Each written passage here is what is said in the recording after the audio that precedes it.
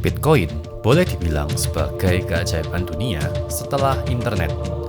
Bitcoin membuktikan people's money bisa menjadi lebih berharga dibandingkan government's money. Kemudian, what next? Apa benar Bitcoin dapat menjadi mata uang tunggal dunia? Mata uang di tatanan dunia yang baru, New World Order. Hari ini kita akan bongkar lebih dalam lagi mengenai Bitcoin dan potensinya menjadi mata uang tunggal dunia. Atau mungkin hal itu nggak akan pernah terjadi.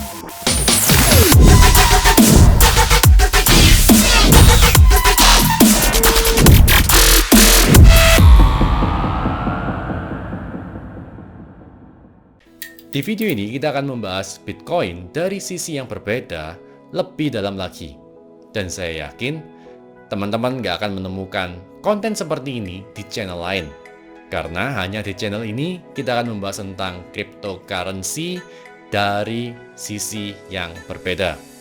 Nggak cuma asal cuan-cuanan aja. Oh ya, video ini bertujuan untuk edukasi, bukan saran untuk jual dan beli. Saya bukan financial expert. Kalaupun ada kerugian dan keuntungan, teman-teman bisa nikmati sendiri.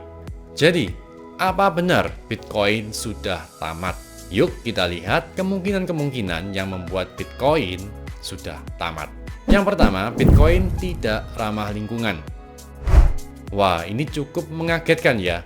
Bagaimana bisa produk digital nggak ada wujudnya, nggak ada bentuknya, tapi katanya nggak ramah lingkungan. Ternyata, jaringan Bitcoin menggunakan listrik sebanyak 121 terawatt per jam. Energi listrik ini sama dengan penggunaan listrik satu negara penuh, seperti New Zealand, Ukraina, ataupun Argentina. Bill Gates sendiri pernah mengatakan bahwa Bitcoin ini buruk untuk bumi. Bukan buruk sistemnya, tapi karena nggak ramah lingkungan. Saat ini, Cina sendiri sudah melarang aktivitas mining di seluruh Cina. Padahal, 71% miner Bitcoin saat ini berada di Cina. Nah, masalahnya miner yang kehilangan energi listrik ini nggak hanya akan kehilangan pendapatan, tapi menyebabkan sistem blockchain-nya Bitcoin menjadi terganggu karena adanya backlog transaksi. Ibarat jalan di tol nih teman-teman, yang dulunya gate tolnya ada 10, sekarang cuma buka 3, gimana nggak macet? Yang kedua, nah ini masalah fundamental, masalah utama dari Bitcoin adalah kecepatan transaksi yang rendah. Bitcoin hanya bisa memproses transaksi sebanyak 4,4 transaksi per detik. Sebagai perbandingan, PayPal bisa memproses 15 transaksi per detik. Sementara Visa bisa menghandle 1738 transaksi per detik. Makanya, menggunakan Bitcoin sebagai satu-satunya mata uang dunia itu mustahil. Mustahil kalau seluruh dunia menggunakan Bitcoin, bisa dibayangkan antrian transaksinya.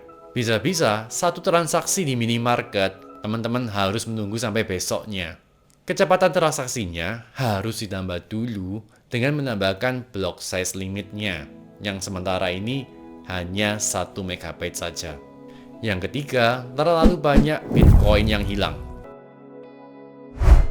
Dari 21 juta Bitcoin yang diterbitkan, 7 jutanya hilang. Hilangnya dengan berbagai sebab.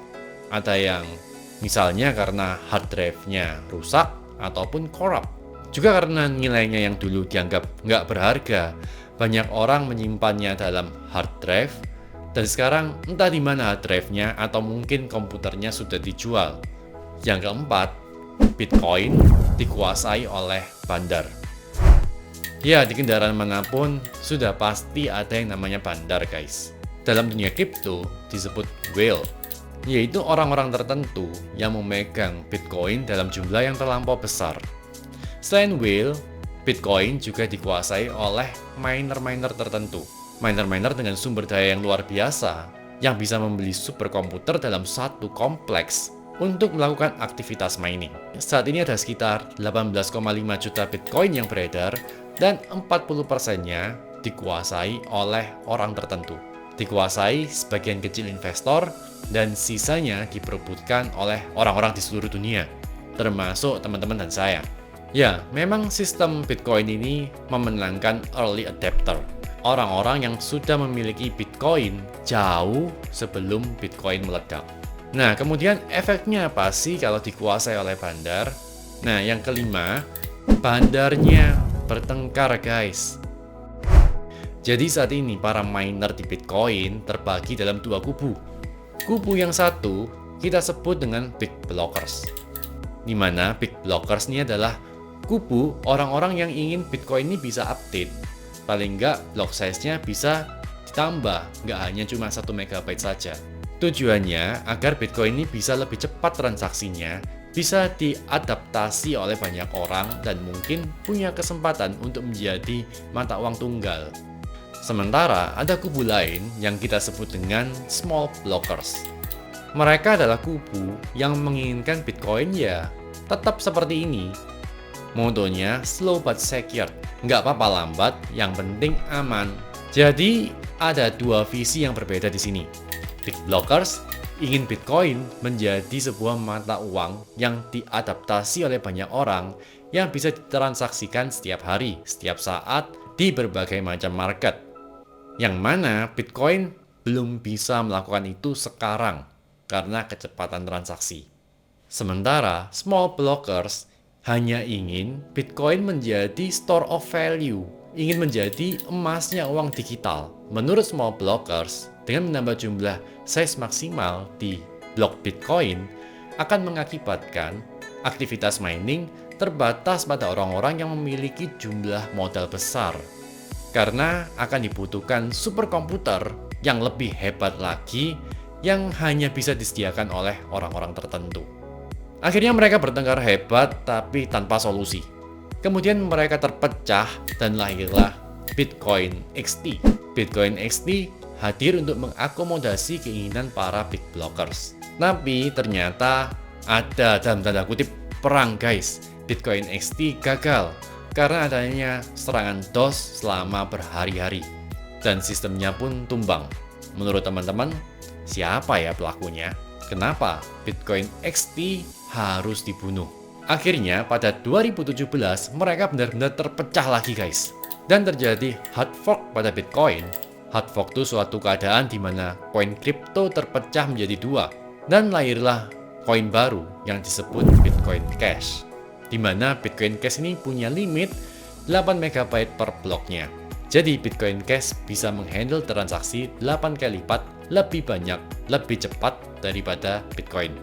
Nggak sampai di situ, mereka kemudian pecah lagi dan lahirlah Bitcoin SV.